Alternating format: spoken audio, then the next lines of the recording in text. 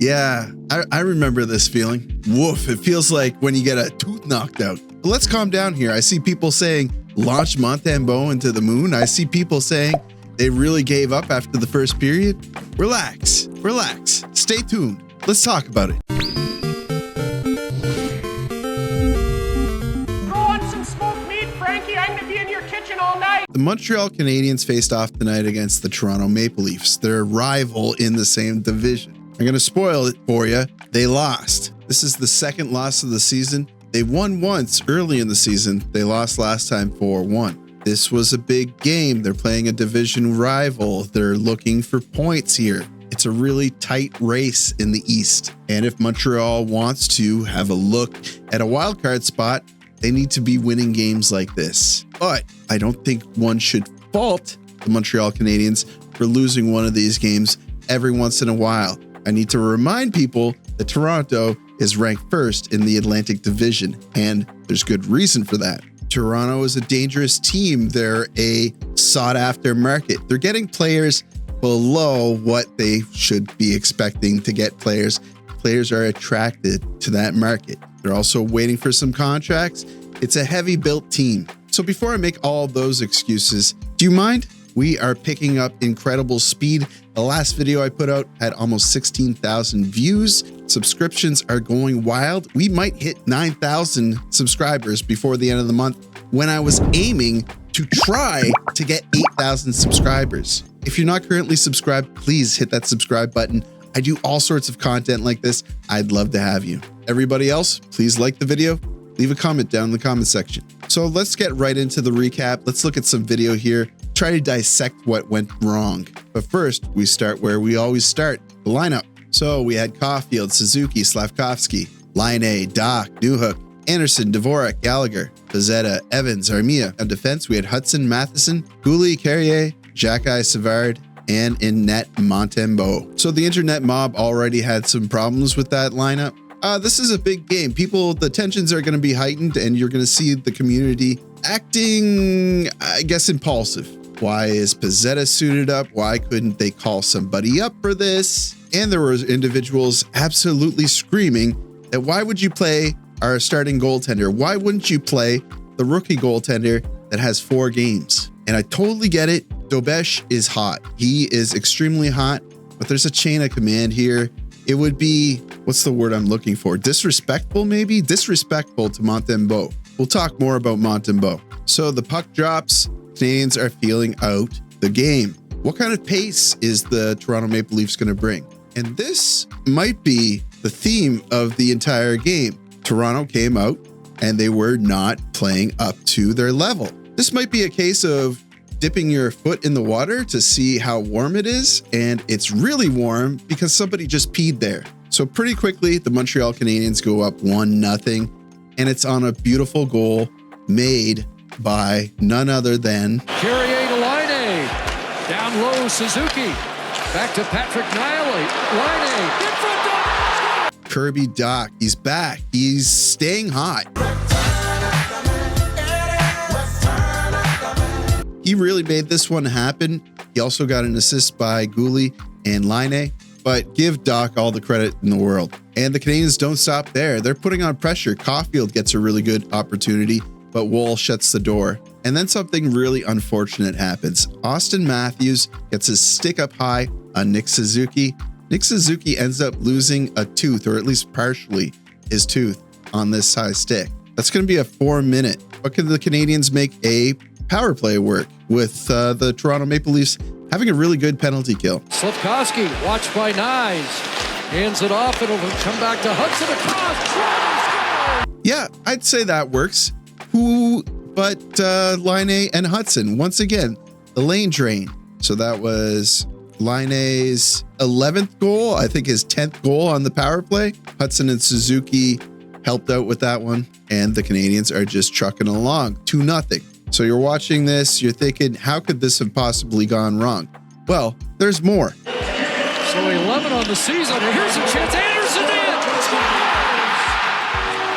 in! Josh Anderson gets, I think, the goal of the night for the Montreal Canadiens. That's his 8th goal of the season. He's getting rewarded. Armia is 13 assists on this one, and Carrier 14 assists on the season. I'm not sure where that lands him for assists on the Canadiens. So 3-0 Montreal. Still in the first period, Montreal continues to set the tone. Our Bergerac guy is asked if he wants to dance. Well, he says, look at the score. You think I'm going to allow your team to get any sort of momentum by you standing up to me and potentially having an okay fight? I don't think so. On to the second period. The game feels the same. Montreal is still providing the same amount of effort. They haven't given up. They haven't taken their foot off the gas pedal yet. Woll almost lets one in, and then Ryan Reeves gets absolutely flattened by our Bergerac guy. Caulfield almost scores a goal on Woll. That's hard to say. Score a goal on Woll. And then, of all people, Dvorak nearly gets an opportunity. The problem is here, he hesitates. He had way more real estate to put that puck in.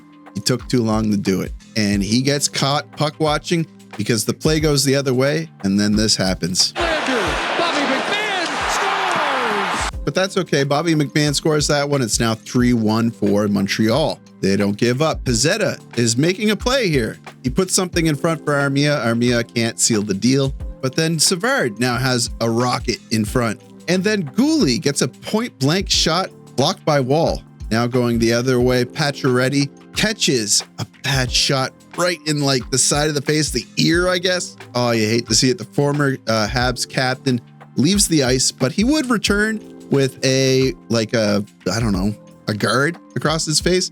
I don't think you would call it a shield. Lane Hutson gets caught behind a play and is unfortunately having to take a holding penalty against Pontus Holmberg. And I would actually say that this is where everything kind of falls apart. Dying seconds of the penalty to Hudson. And it's played in front. Nick Robertson puts one in. That's his 8th of the season, I believe. A nice tip by Robertson, but Gouli should have really been tying up his man. This one is 100% on Gouli, where the previous goal, I guess you could argue it would have been really nice if Montembeault would have put a stop to that one. So it's now 3-2 for Montreal. We move into the third period. And if the momentum didn't already shift for Toronto, it definitely shifts with this goal. Nylander might be away. Hudson trying to get back. Nylander scores the game. Don't hate me for this one, but obviously Hudson gets out-muscled here. Montembeault knows that he's got the defender on that left side,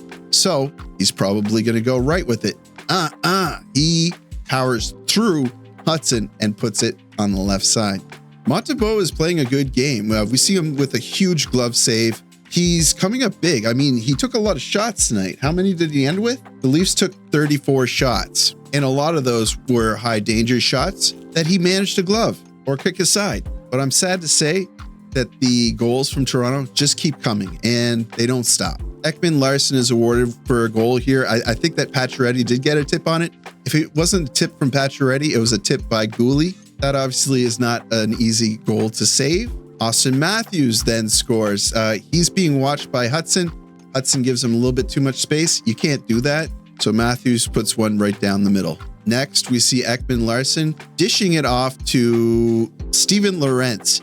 Lorentz is absolutely all by himself here. This is definitely on Patrick Laine. And then finally, David Kemp pots an empty net goal after deflecting it off of Suzuki. But you have to remember, and we've been spoiled a little bit recently, but you have to remember there are 6 defensemen and 12 forwards that are out there that have to really minimize the high danger opportunities. And Toronto is a very high danger team. They did not do a good job of mitigating that tonight. But the silver linings are they did really well in the first period with their offensive success. The second and third period, they continued to have offensive success. They just didn't capitalize on it because Joseph Woll did an insanely good job after the first period. The shots ended 34 for Toronto, 35 for Montreal. That's what they need to be doing. They're doing things right. They just didn't fully execute on defense. It's one you want to forget. It wasn't a good game. It wasn't fun to watch. And there are certainly individuals on the team that I'm sure Martin St. Louis and the coaching staff will watch the replay and say, okay, we have to talk about so-and-so about this.